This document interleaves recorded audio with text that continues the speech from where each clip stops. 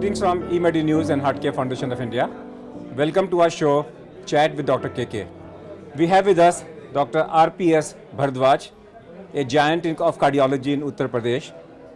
He was earlier Director, Professor and Head of Cardiology at LPS Cardiology Institute in Kanpur, and presently he is a Senior Consultant Cardiologist. Welcome to our show. Thank you. Dr. Bhardwaj, your basic emphasis has been a clinical cardiologist. You have been a teacher par excellence. You have been a clinician par excellence. And we know that heart attack, heart disease is an epidemic in our society. And there are both modifiable and non-modifiable risk factors. Today we will concentrate on modifiable risk factors one by one. Instead of going into guidelines, I will only ask, in your practice, how do you manage? Okay, so I'll go one by one. Say, for example, if a patient comes to you with coronary artery disease who is a smoker, how do you ask him not to smoke? I ask him that each smoke he is smoking, with each puff he is destroying his coronary arteries and he is inviting strokes, which can be premature and can be fatal.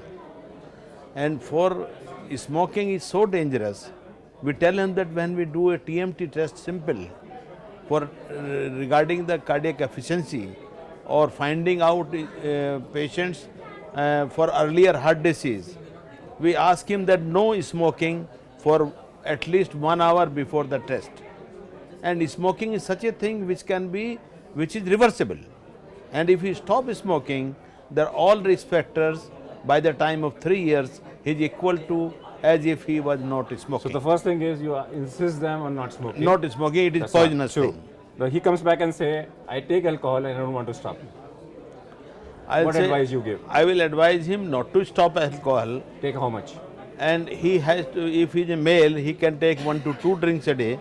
If he is a female, if one is a female, 50%. then one take one drink So a day. 50% of what you advise is for the males? Yes. Okay. He has high blood pressure. Okay. Yes. 6 months are over. He has tried lifestyle management. His blood pressure is still more than 140/90. You Yes. need to put him on drugs. Yes.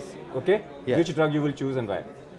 As a first line therapy. Yes, as a first line therapy, I will choose a medicine which reduces not only blood pressure but also takes care of his future events. Okay. And in that chain, if he is an elderly person, more than 55 or 60 years of age, I will say calcium channel blockers with or without diuretic can be my first consideration. Okay. If he is a younger man, then ACE inhibitors or ARBs with or without diuretic can be the first choice. If you have to use an ACE inhibitor, which is the drug you use? I use Ramipril. If you have to use an AR blocker, which one will you use? In today's contest, I will use Olmesartan. What is the advantage of olmesartan over losartan and telmisartan? Olmesartan is in the chain of ARBs and it is one of the latest version of ARBs, and we were searching for a ARB which could reduce blood pressure by 2 digits. So here is the drug which reduces blood pressure in 2 digits. If you have to use a beta blocker, which one will you use? Metoprolol, atenolol, bisoprolol, nebivolol? I will use nebivolol. Nebivolol. Because they say is most cardiac selective, beta 1 selective, and it has vasodilatory effects as well. So this is the one, and even the life trial it has been shown that the beta blockers are not that good as ARBs. But there are certain reservations. They have talked only about atenolol. They have not talked about metoprolol. They have not talked about carbidiol. They have not talked about bisoprolol or nebivolol.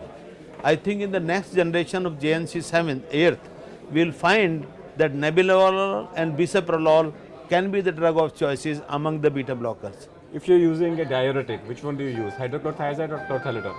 I will use between the two. I will say I will use the third. I will say indapamide. Indapamide. I will say I will use indapamide because they are the least incidence of nuance or diabetes with indapamide. Okay, we come back to the abnormal lipid levels. How long you will wait for a lifestyle management before you start the drugs?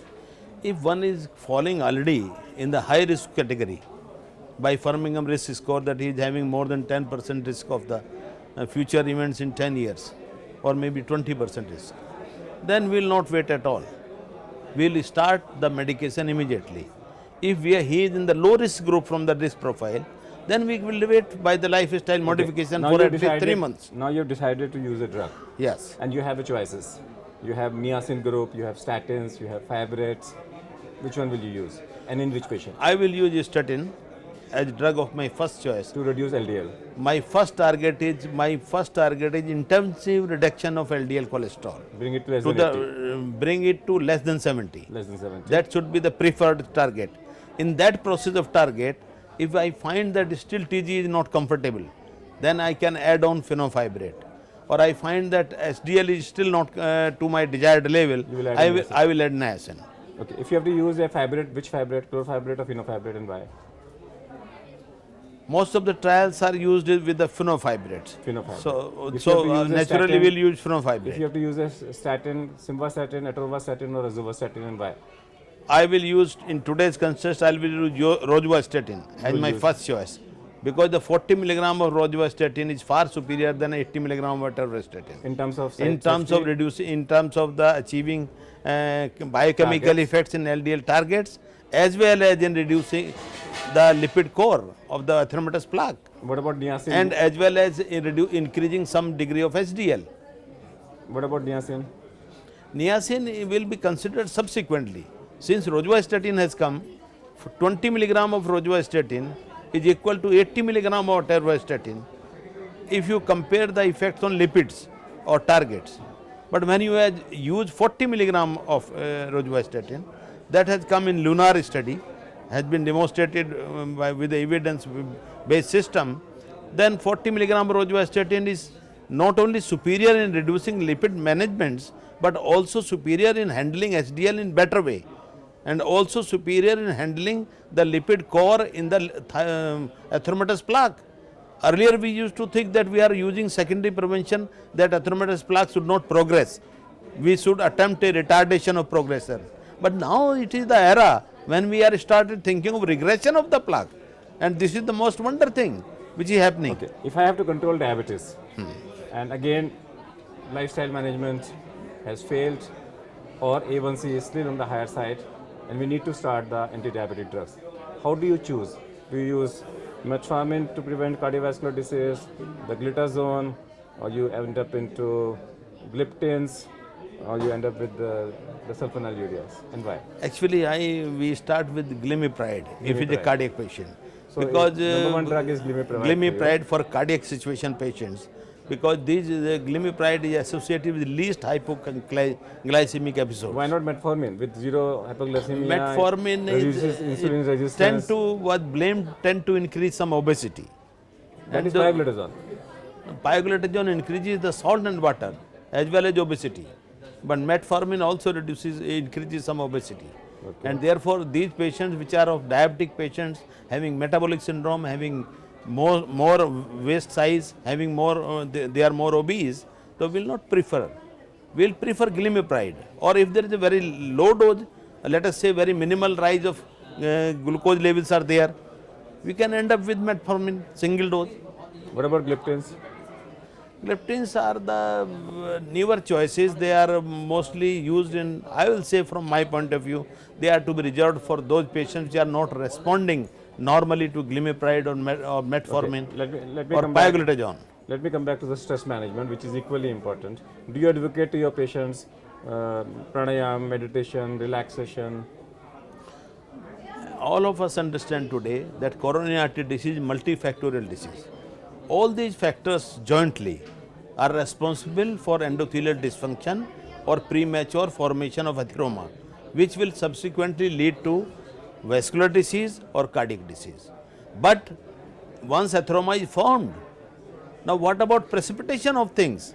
Acute precipitation, acute unstable angina, acute MI, most of them precipitating factor is stress. So we have to positively manage stress. What about And exercise? management of stress is, exercise is also one mode of managing stress, but best way to manage the stress is individualized. One enjoys playing bridge, let him give some breathing time, that let him play some bridge. If one enjoys in exercise, let him have exercise. If one enjoys going to club, let him go to club. If one enjoys having meditation and yoga, that Let him is do there. that. So let me come back to a question which is your personal life. What are your hobbies? My hobby is teaching. I love teaching, and I am still continuing after retirement as a teacher.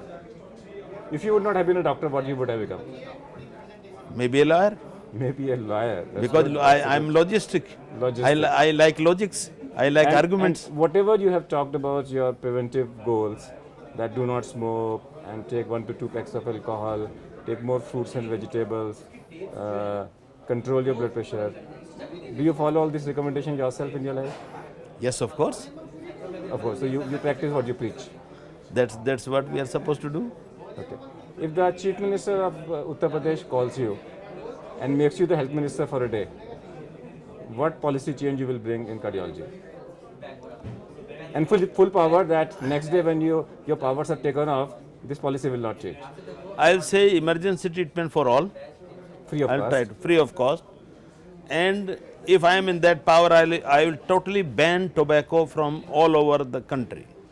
Okay. My last question is that for preventing sudden cardiac death from cardiac arrest, public should be taught cardiopulmonary resuscitation. That is hands-only CPR. That is within 10 minutes of death, earlier the better. For the next at least 10 minutes, compress the center of the chest with a speed of 10 into 10 per minute. Are you a game for it? No, I am for it. The person should be taught, because immediately if roadside persons or our gentlemen, our countrymen know that how to resuscitate this man who is dying by your side, so they can help him out. And maybe he is revived. So what Dr. Bhardwaj says is that if he is made the Prime Minister or the Health Minister of the country, in the first thing he will do in the very first minute, he will ban cigarette and tobacco from the country. So we thank our guest, Dr. Bhardwaj, for joining us in the show.